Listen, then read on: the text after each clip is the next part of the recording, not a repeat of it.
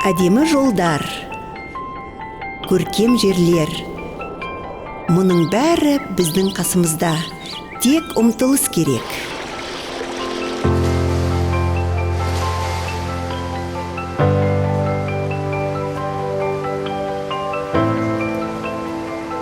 Жүруге деген ұмтылыс денсаулықты нығайтудың ең оңай жолы.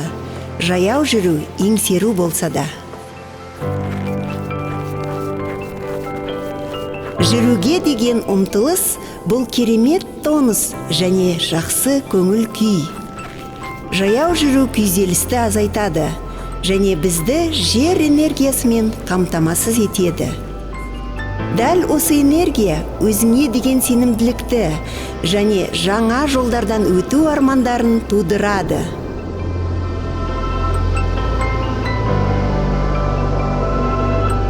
Жүруге деген ұмтылыс туған жердің әсемдігін көруге көмектеседі.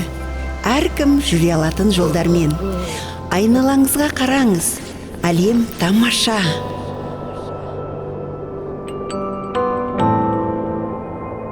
Біздің әрқайсымыз онымен біз ойлағаннан әлде қайда көп байланыстымыз. Толыққанды адамдар әрқашан қалай өмірді ұзарту және ағзаны жас сақтау туралы ойлайды.